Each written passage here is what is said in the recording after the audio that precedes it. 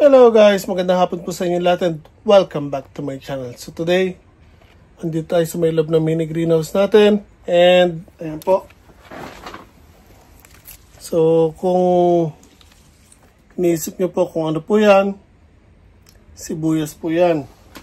So nabanggit ko sa isang vlog ko nung pinapadaanan ko ng traktora yung lupa natin doon sa labas ng property, yung isang garden natin doon na 300 square meters. Nabanggit ko na inihahanda ko siya para taniman ng sibuyas. And nabanggit ko rin na kakausapin ko pa yung bibilihan ko ng mga seedlings.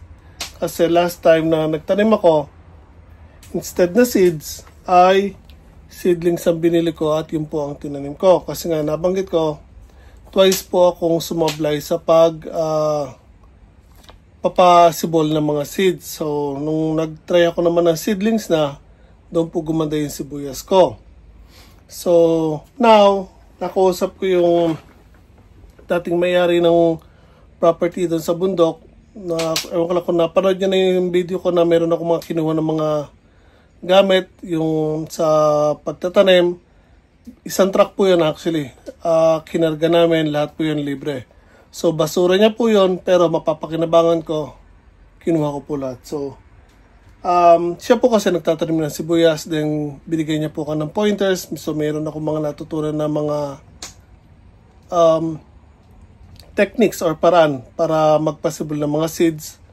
And ito po yung sinabi niya sa akin, so ginawa ko. So, dito actually, dalawa ang lalagyan ko. Isang plastic na ganito. Actually, yung sinabi niya, dapat ibaong ko to sa lupa para kahit hindi ko diligin, okay lang. So, inuna ko, 4 na ganito, tray. Kaso, kinulang ako sa seeds kasi yung una kong nabili is 5 piraso lang or 5 pack. So, ganito po ang sibuyas na itatanim natin. Yan po yung nakapunla ngayon doon. So, kung makikita nyo doon sa dulo, mayroon ng mga sibol doon. So, again, 4 na tray po yan. And, all in all, yung mga nandun is 1,500 na seeds ang tinanim ko. So, dito naman sa panibagong tray, mas malaki po yung tray na ginamit ko. May nabili ako. So, ganito po yung ginamit kong tray. So, rekta ko na po silang papasibulan dyan. Ganito, nilagyan ko lang ng lupa. So, ginagamit po talaga yung pasibulan. So, dito naman sa isang tray na ganito, ang laman niya 900. So, dito 900 din. So, 1,800 seeds po yung ipinunla ko today. So again, doon 1,500. So dito, another 1,008. And ito po, meron pa po akong seeds dito. All in all, ito ay 4,200 seeds. Kukulangin pa rin ako ng tray. So kailangan ko pa rin bumili ng panibago. And kailangan ko pa rin ng lupa. So ang ginagamit ko ng lupa, ito yung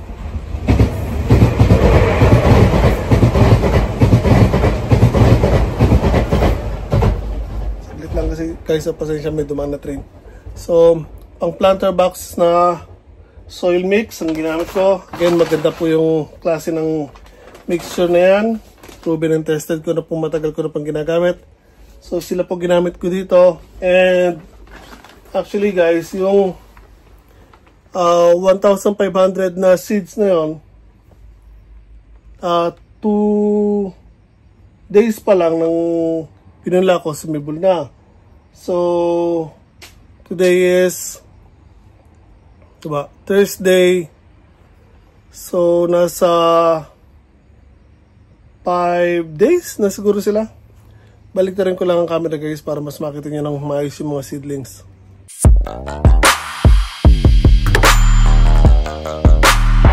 So, again guys, ayun po yung mga seedlings ng sibuyas.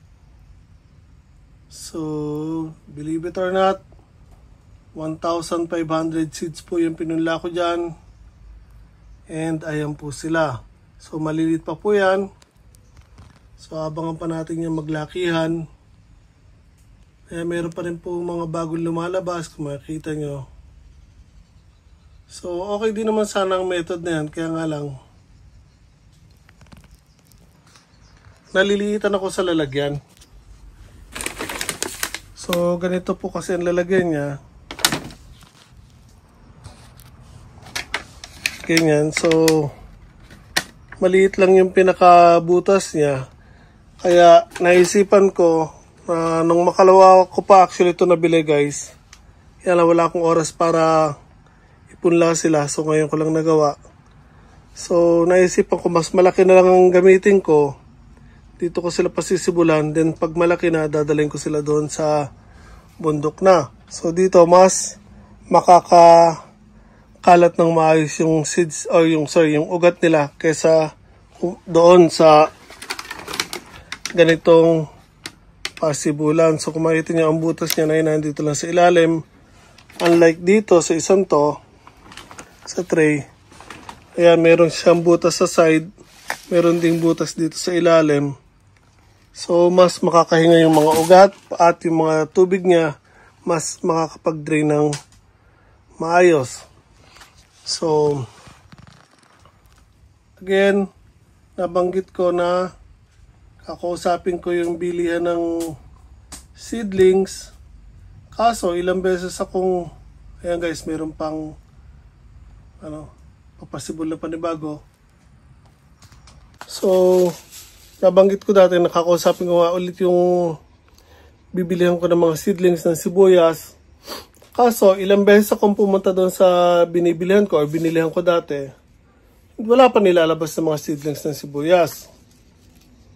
So again, ganito rin po yon. Yung mga tanim ko ng last year, tinanim ko last year na sibuyas. Same variety po yan.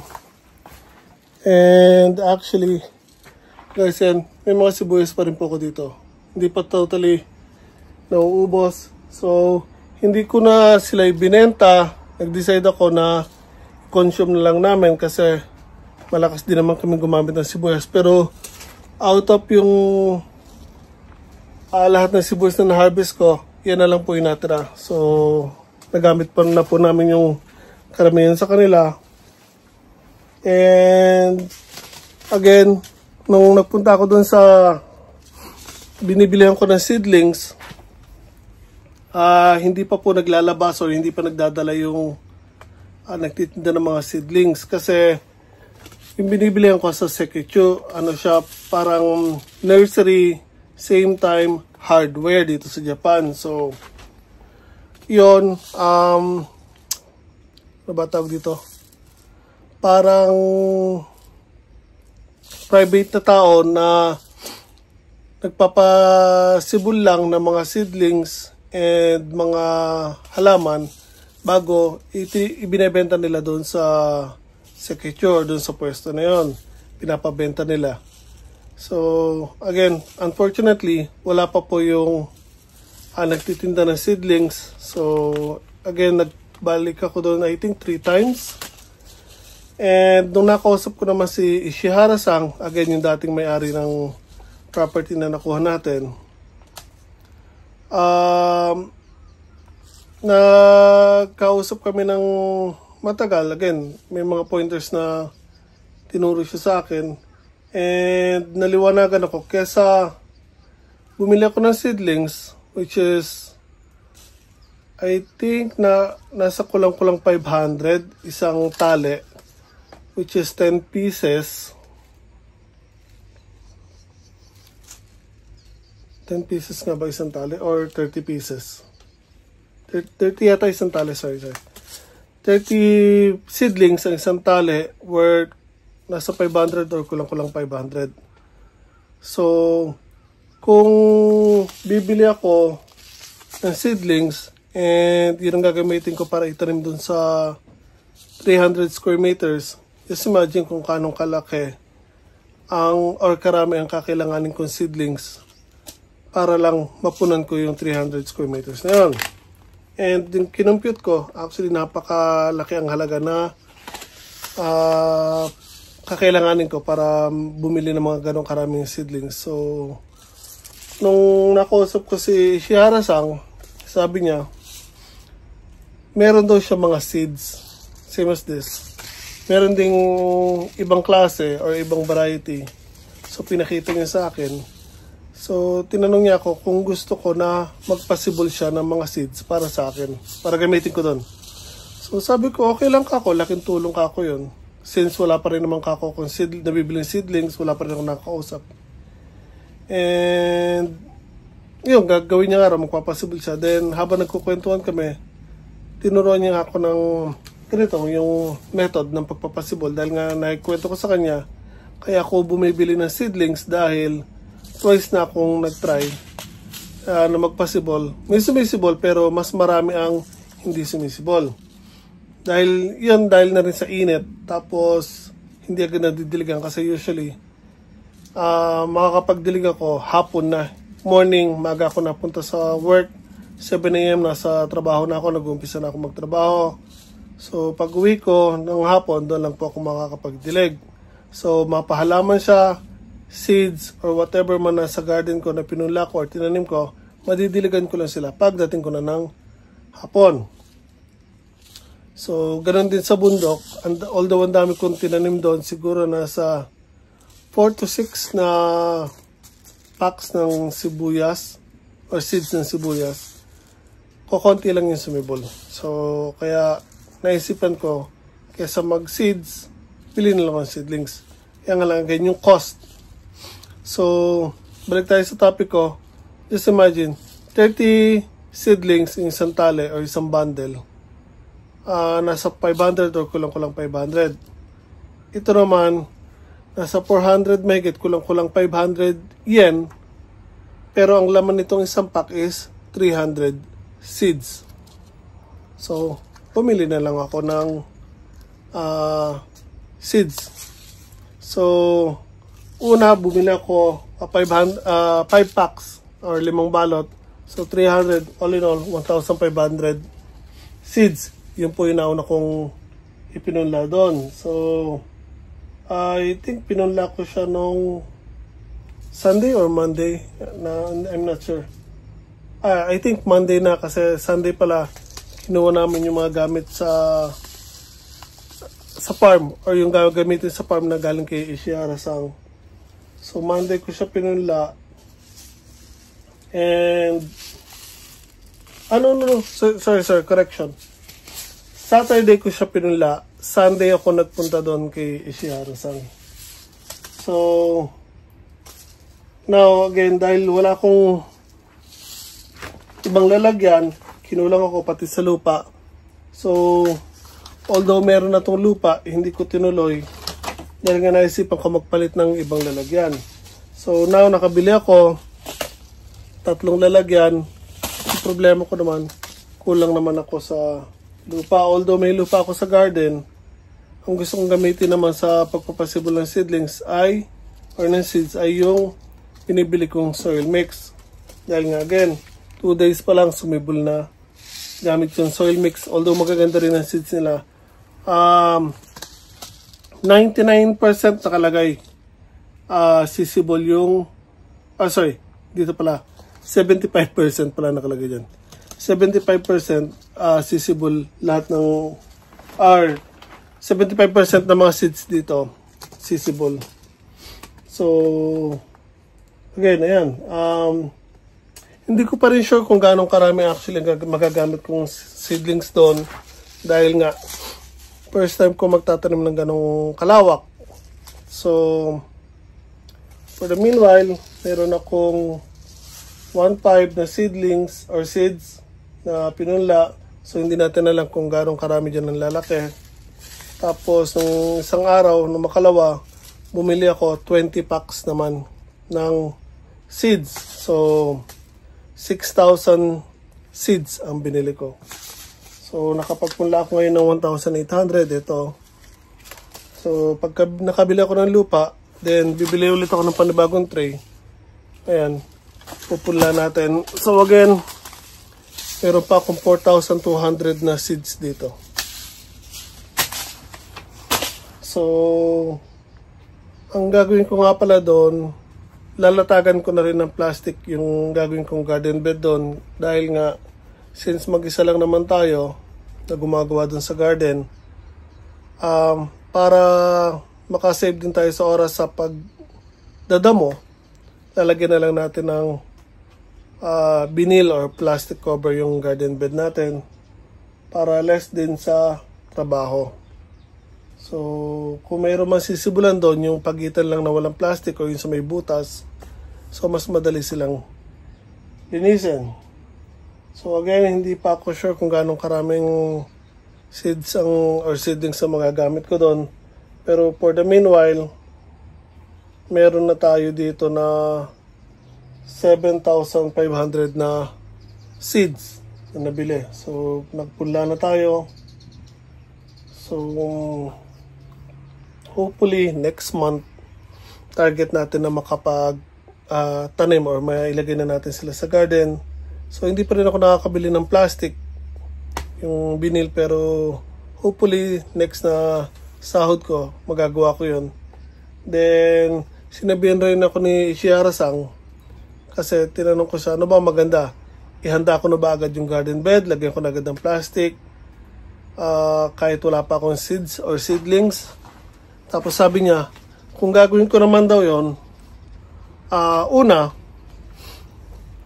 maglalakihan agad yung mga damo or magsisibulan agad yung mga damo ko doon sa mga butas ng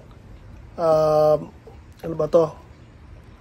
Vinyl or plastic na cover ng garden bed. Kasi may mga butas yung bibilihin natin para tusok na lang tayo ng tusok ng sibuyas. So una, sisibulan ng mga damo. Pangalawa, kung hindi ko daw agad may itatanim yung mga sibuyas or kung wala pa akong itatanim na sibuyas, pag nagtagal na nag-antay yung garden bed, titigas daw yung lupa. So, hanggat maaari daw, kung kailan ako magtatanim, doon ko lang ilagay yung cover or yung vinyl.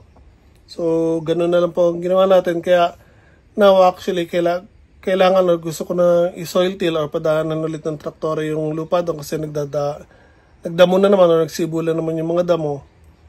Kaya nga lang, kung lagi ko na siyang bubungkalin una sa gasolina or crudo, malakas din kasi sa crudo kasi at least kailangan ko siyang padaanan 3 times para totally matuyo yung mga damo at yung mga ugat nila. Kaya gagawin natin yun once na maglakyan na lang yung mga seedlings natin, at kapag itatanim na sila, halimbawa in a week, doon ko gagawin yung garden bed ulit doon sa may bundok. So there, hindi ko na masyadong papahabain to guys. Sinare ko lang sa inyo yung ginagawa natin yan. Instead na bumili ako ng seedlings, nagpula na ako ng sarili kong seeds. So again, ayan po, malalaki po ang sibuyas na itatanim natin. Katulad ng mga tanim ko din dito sa garden last year. So again, wala akong tanim dito sa garden ko dito dahil nag-focus ako doon sa garden sa bundok. So, ang mga halaman natin dito, ayan, yung mga bayabas lang, mangga, jojobi, sayote.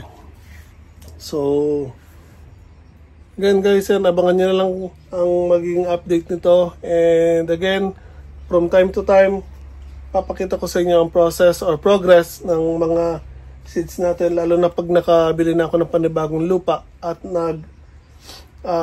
punla ulit tayo ng panibago. So, for the meanwhile, meron tayong 1,500 na yan, nakasibol na.